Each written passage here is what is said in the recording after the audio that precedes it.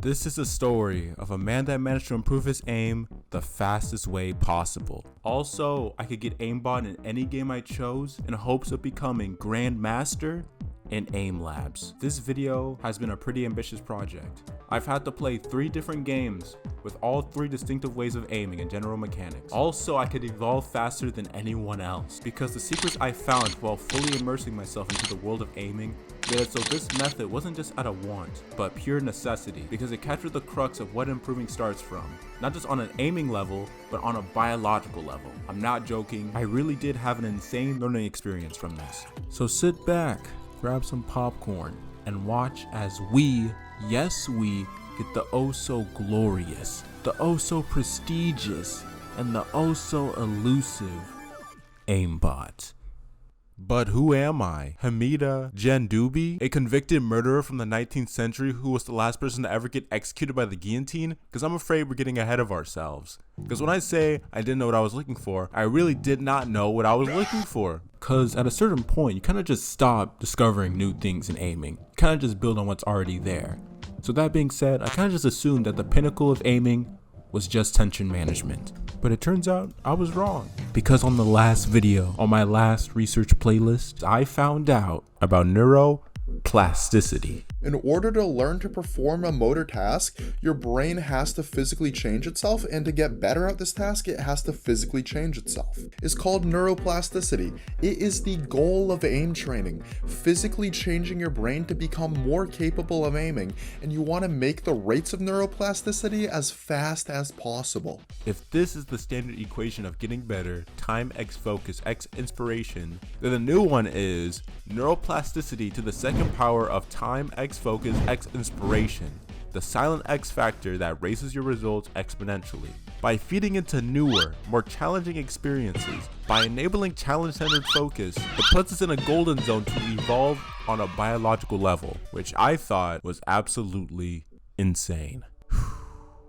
Challenge-centered focus, huh? If I really want to improve my aim by utilizing neuroplasticity, I need to shake up the very ground I walk on, even if it means leaving behind the comfort that came from my main game. But am I really capable of getting good at a game that isn't this one? 3 games, 3 different aiming styles. CSGO, the neutral ground, excelling in the perfect balance of having to learn in-game mechanics as well as having moments to express your raw aiming ability.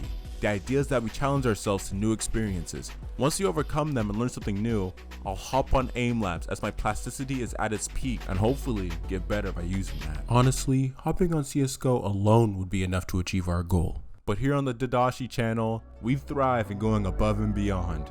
That's why the next game I'm choosing is Overwatch. Very chaotic, very raw aim coded, tracking, flicking, the entire works. This game will help challenge the aim scenarios that CSGO just won't. Since aiming is a game on how well you can control the honed muscles in your arm, the final game might be a little more controversial. CSGO, the neutral ground of learning both the new in-game mechanics and improving my raw aim. Overwatch, the chaotic high challenging my aim, so naturally the last game should be the bottom of the spectrum. A game that leans more on technicality than actual aiming, and that last game is Fortnite. I don't think I've ever had a hard time aiming in this game, but it's still known as one of the highest skill ceilings in gaming, and I wonder why that was the case, until I found out about yeah, so that's gonna be fun. And yeah, that's the 3 games. We'll wake up, train on Kovacs. After that, we'll play one of the 3 games. Whenever we learn something, we'll hop on aim labs. While we're in the golden state, we can see how good my aim really is on the aim labs ranking system. But we can't afford to think about that right now, because at this point, I had a few questions. 1, could I really handle things? I've gone from playing only 1 game to playing 3 games at the same exact time, while aim training. 2, how fast could this make me within 4 days of trying? 4 days? Why not a week? Nah bro, when I want speed, I want speed. And 3, what's up with pigeons? And why do they look like that? But I couldn't answer any of those questions because it was time for day 1. Since utilizing neuroplasticity came from expanding your mind through learning, I knew I couldn't BS when actually trying to learn the game of CS2. But I did have a few questions when I watched the No BS guide to improving at CS2. Like, how much new information did I really need for me to reach that golden zone? And is there such thing as learning too much? Filling up my brain with pointless bomb lineups? So much so that I wouldn't have much space to get better aim? The whole reason of this video? The point basically was, I was attentive and did learn some interesting stuff, but I definitely was keeping my distance. Alright, time to play. Especially since when I hopped on Kovacs to play the CS2 scenarios, it was just like Valorant, so I was like, come on man, I got this. How much different could this game possibly be?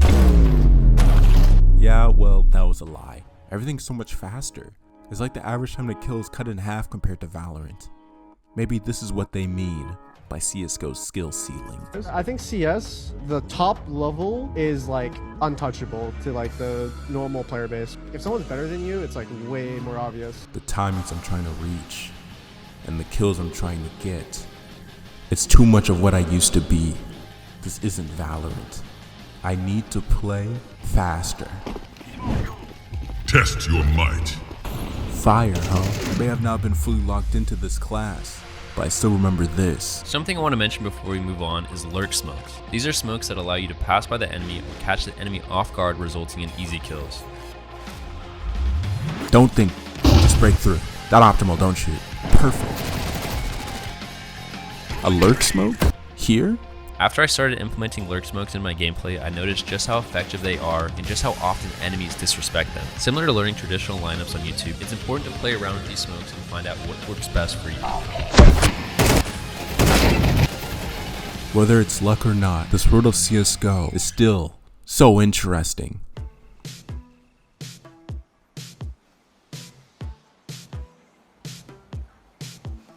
I still don't know what's scarier.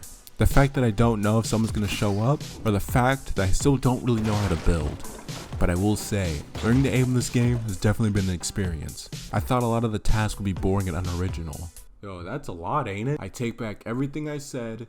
This is the coolest shit ever. I eagerly did each task as best as I could, as aggressively as I could. But as far as gameplay was concerned, I was the exact opposite. My only goal was to play as safe as possible, as long as possible, with all the mats and guns I could ask for. Was I playing like this because I was trying to play smart, or was I trying to compensate for my lack of mechanics? Fortunately for me, I had a chance to answer that question.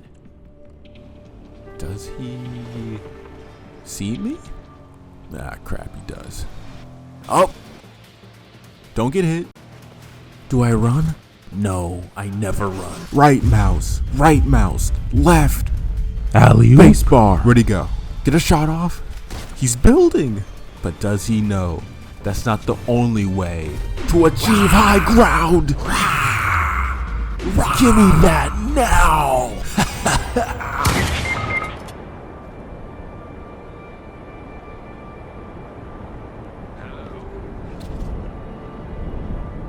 So this is the... Oh, whoops. Almost got my head taken off. That was Widowmaker, right? Man, I need to be more careful. Who would have thought I could be taken out just like... Oh, okay. This is just the kind of game Overwatch is, right? An all-out brawl. Hey, it's that Widowmaker again. Let's see who's more precise. Your sniper or my revolver? He got away. But the aim training scenarios on Kovacs gave me exactly what I was expecting. All the tasks were so immersive and mechanically demanding. I got low scores, but I didn't even care.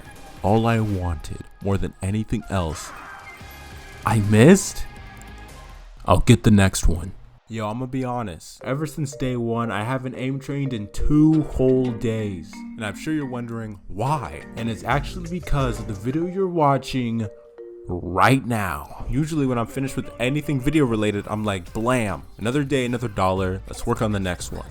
But on this video, I'm like, dang, that kind of took something out of me here. Juggling 3 storylines or learning about each game's unique replay system all within a timely manner, it was like I was being shown a brand new world. But why am I bringing this up? It's because when I started aim training again, I realized I was playing better, like a lot better, so much better. I was like, how did I even struggle with this to begin with? And I was like, how? I haven't been aim training. Until I realized the challenges I faced while making this video actually helped me expand my mind to make new connections. And when I had this thought in my head, I was like, wow, the challenges don't have to be in the server to be beneficial.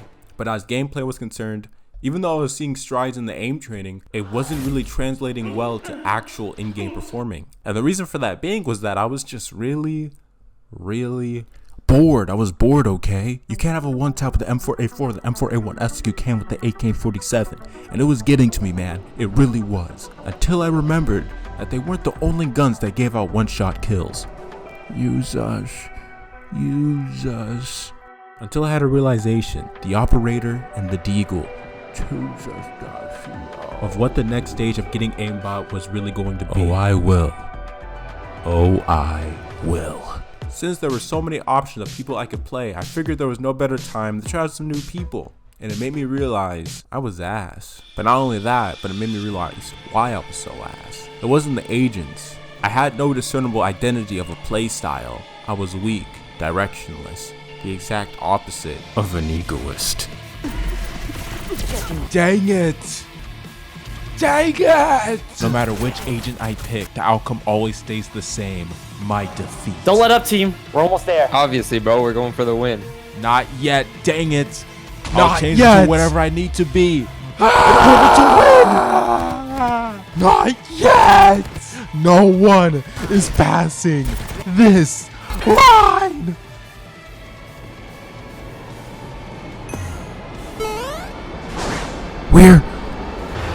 We're surrounded.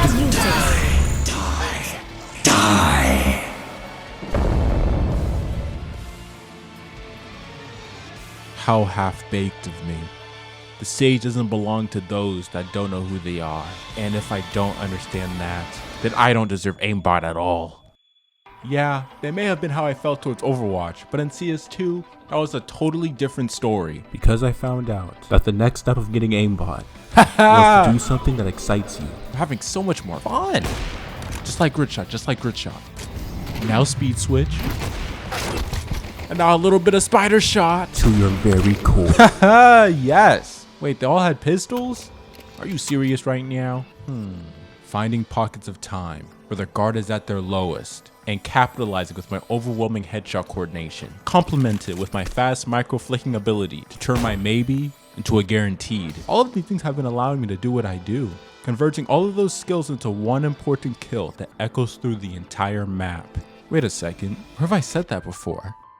Back in my Valorant days, right? But how could that be? CS2 is a completely different game. Wait, so back then, and there also, and even there, all of my plays have started from this point. If I'm right, that means this approach isn't just a gimmick, it's a reliable method that can transcend any FPS game I play, finding pockets of time, precisely sorting through the chaos. Right there! You saw me first. A consistent method where I can turn 0, the time window where I can make a play is small, but manageable, into 1!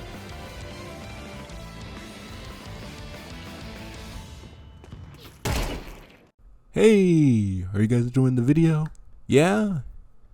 Yeah, I had to drop Fortnite, I'm sorry. It was just too much to keep up with, and it got to the point where I had to choose between either keep including Fortnite or just not ever finishing the video. But I did enjoy my time on Fortnite, fun game. I will be making a standalone video soon for Fortnite, just not now. I know I skipped Fortnite today, and how that might have repercussions for our dear friend neuroplasticity, but what I didn't account for was how much learning I was doing in actual aim lab training. And I'm not gonna lie, I think I might have learned an actual life lesson while I was aim training. I was quickly climbing up the ranks, learning about how it's easier to flick when you break into 2 parts, or how I unlock more of my skill when I do a finger grip. Tracking, switching, tempo, and the utilization of all of these steps is what aiming is. I later maxed out the rank for the beginner ranks, and I had 2 choices. Do intermediate and climb my way up, or just jump straight into the deep end and face off with the elite. Best of the best, the cream of the crop of what aim labs had to offer, to where if I were to get a rank here, I'd be one off our goal of Grandmaster. The answer was obvious, but the approach, not so much. I was already fatigued for today, but I made it a mission for tomorrow to come up with the ultimate challenge to make us evolve beyond our wildest dreams and finally unlock aimbot. I decided to try something new. Notice anything different about this clip? Weapon is the same. Scenarios are the same. That's right, I removed my crosshair. Why? I don't know. That was a joke. I do know why. For the past 15 minutes, we've been pushing ourselves to the absolute extremes, finding out new qualities in our performances, under the gauze of leaving our comfort zones and pursuing the power of neuroplasticity. I left my gaming comfort zone in every other way, with my only guiding light being my crosshair. But what if I removed it? What if I removed the very thing that's been there for me since the very beginning of this insane journey? Who would I become? Which might sound impossible, but as per usual, I had a plan. The difference between aim training and actual FPS shooters is the presence of stress, which has always been a negative people use when discrediting aim training, but I found a way for it to work in our favor. On this day, I didn't focus on the technique.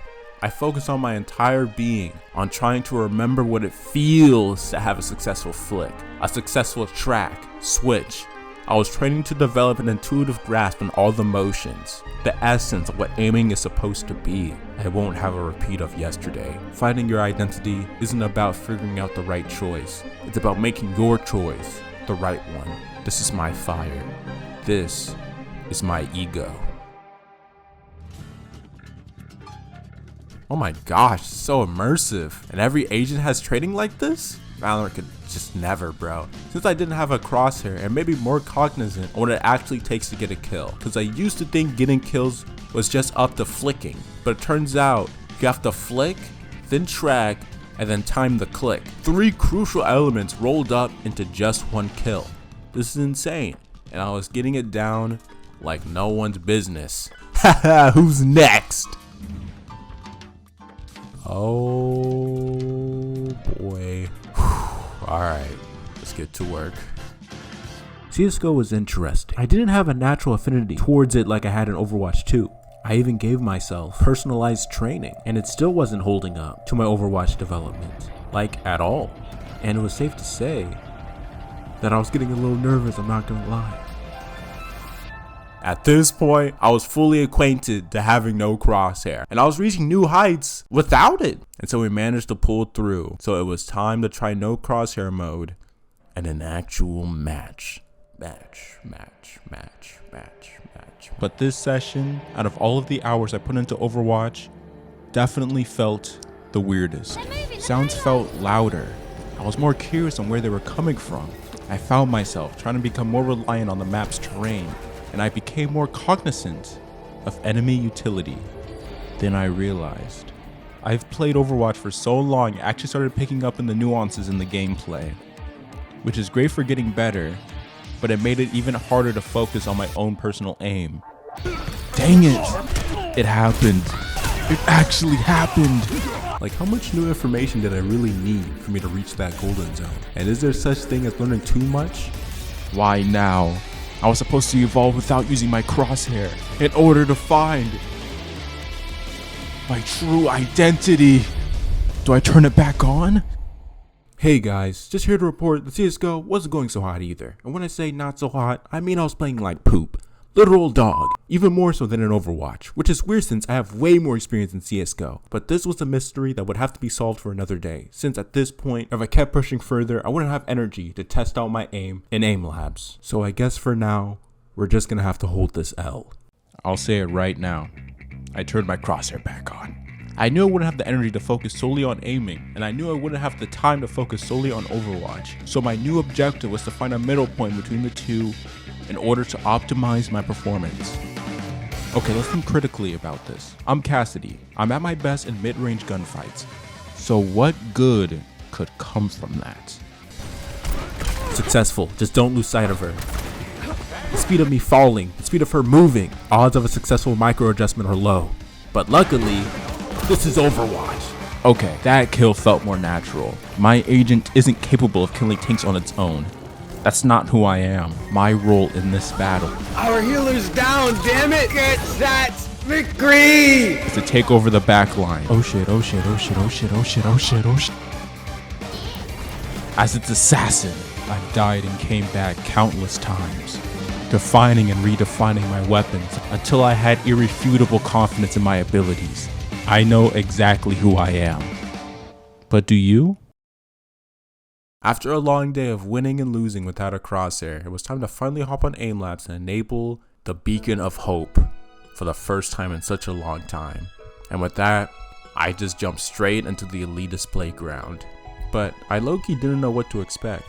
I may have maxed out the beginner one, but that was only by a few points, with the saving grace being that it was me before all the training I just experienced. So with that being said, it was time to start. Do I think I was performing at my best? I'm not too sure. I couldn't tell if my numbers were me at my prime or me post-prime and currently feeling fatigued, because when I ended this long, highly anticipated playlist, I ended with no rank. Literally no rank at all. And I was like, dang, this was anticlimactic. I trained so hard to get Grandmaster, but my efforts didn't even get me a placement. But as I'm scripting this video, the more I realize I could have just been fatigued that day. And it helped me realize at the end of the day, our aim is still biological. And the sooner we're able to give ourselves that grace and let ourselves sleep, eat, take breaks, maybe that'll help us get to Grandmaster sooner or later. Because I was tearing myself up about how I wasn't able to get a placement. I haven't been plat in years. Are you serious, plat? Which didn't sound impressive until I looked at the graph. That's the top 5% of all aimers in aim labs. And we were able to hit it with just 4 days of aim training. And you know what? This start is just as good as any. And that's the story on how I found the fastest way to improve my aim, through discovering neuroplasticity, losing and regaining our identities by pursuing what excites and challenges us the most. Trust your wings, not the branch, my dear egoist. You will never have all the answers, but you will always have a brand new day.